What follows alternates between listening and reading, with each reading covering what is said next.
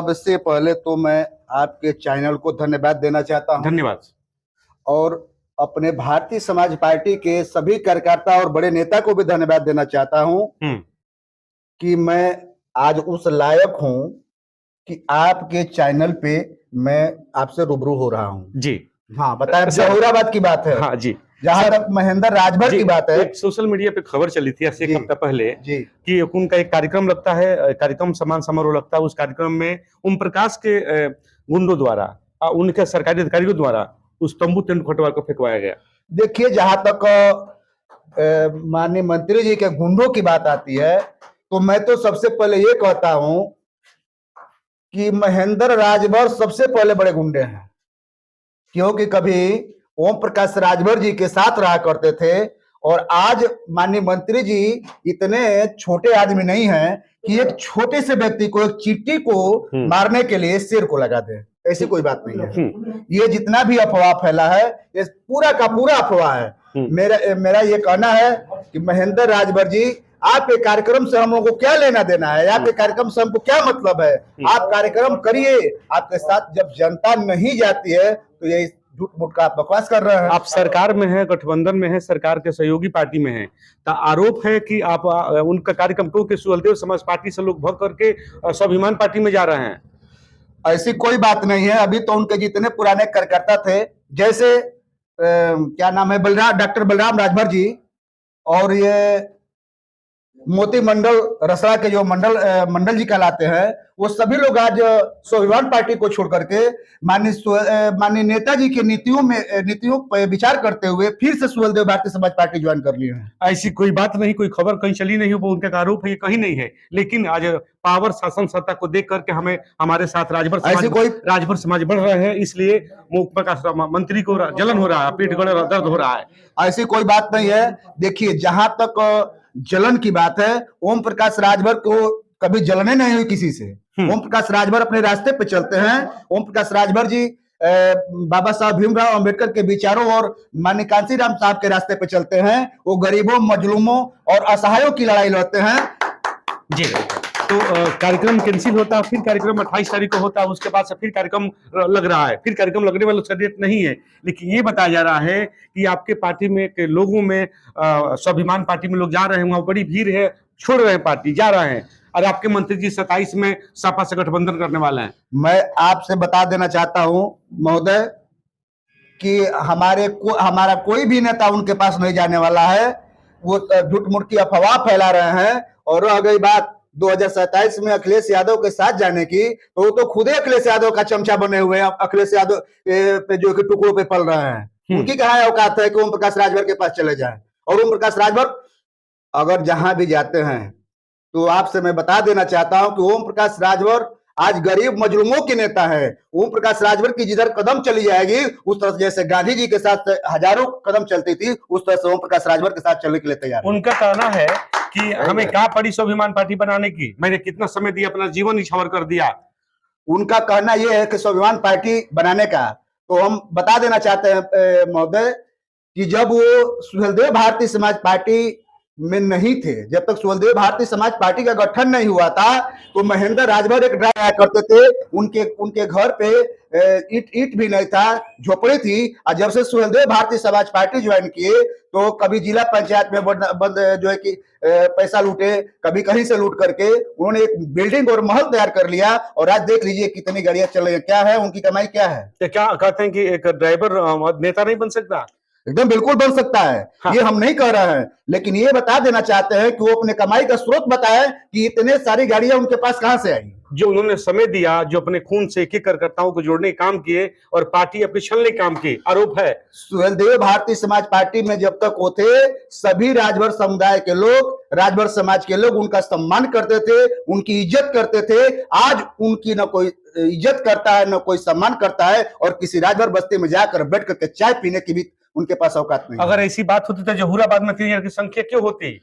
Suheldev Bharatiya Samaj party के लोगों को बरगला करके यह कहा गया कि अब स्वाभिमान पार्टी का विलय सुहेलदेव भारतीय समाज पार्टी में हो रहा है। इस नाते लोग वहां गए थे। पूर्वांचल के अलग अलग जिलों से कार्यकर्ता पार्टी छोड़ रहे हैं, स्वाभिमान पार्टी में जुड़ रहे हैं।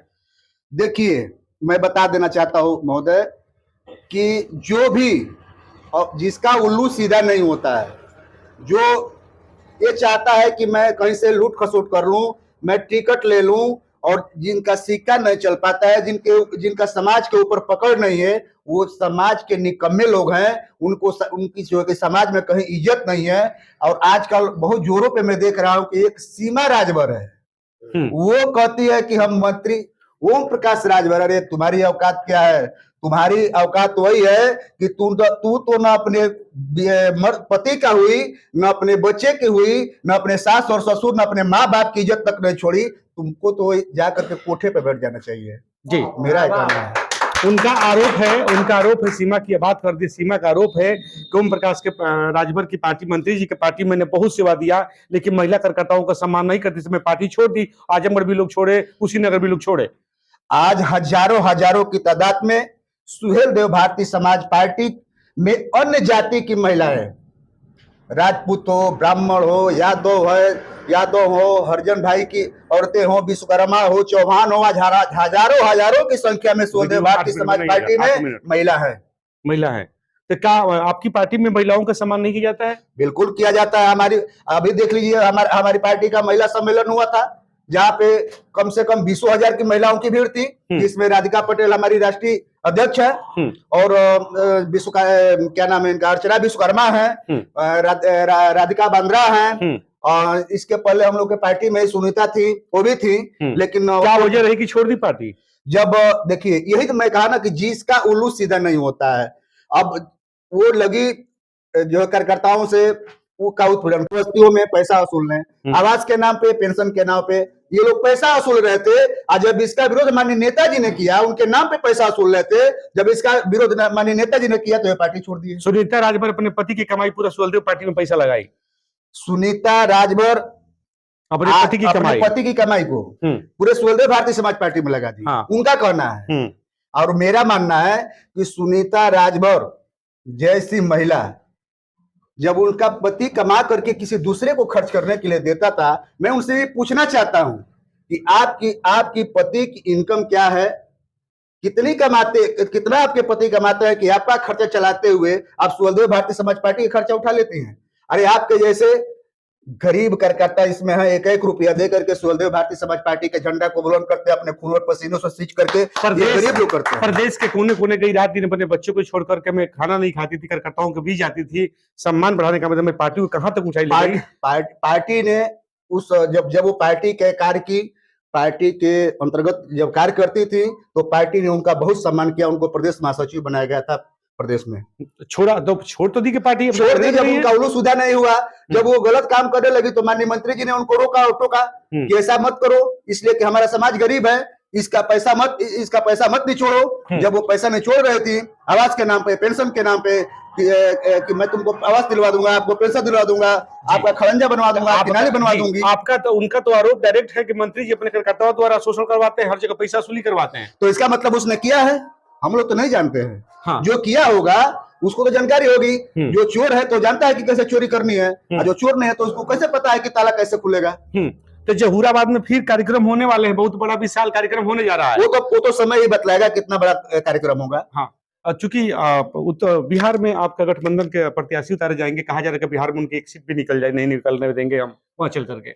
देखिए महोदय, यहाँ तो उत्तर प्रदेश में लोग चिल्ला रहे थे कि भारतीय समाज पार्टी का कभी खते नहीं खुलेगा, लेकिन कार्यकर्ताओं के दम पे माननीय नेताजी की मेहनत रंग लाई, और आज उत्तर प्रदेश में 3रे नंबर की पार्टी भारतीय समाज पार्टी है। उन्होंने ये भी सवालों में कहा कि मंत्री जी अपने बेटे को खड़ा कर 3 जगह से चुनाव हार गए। अगर ऐसा होता तो राजभर समाज को लोग काहे नहीं वोट दे देते? मैं पूछना चाहता हूं लोगों से कि जो अरविंद राजभर 50,000 वोट विधानसभा में पाए थे भाजपा में, वो किसका वोट था? वो महेंद्र राजभर का था कि महेंद्र राजभर के जीजा और बहनोई का था? किसका था? वो वोट राजभर का था। फिर उन्होंने शिवपुर में लड़ा, क्या वोट अरविंद राजभर को नहीं मिला था? राजभर का नहीं था। यही घोसी लोकसभा लड़े, घोसी लोकसभा लड़ करके 1,65,000 के समथिंग आसपास डॉक्टर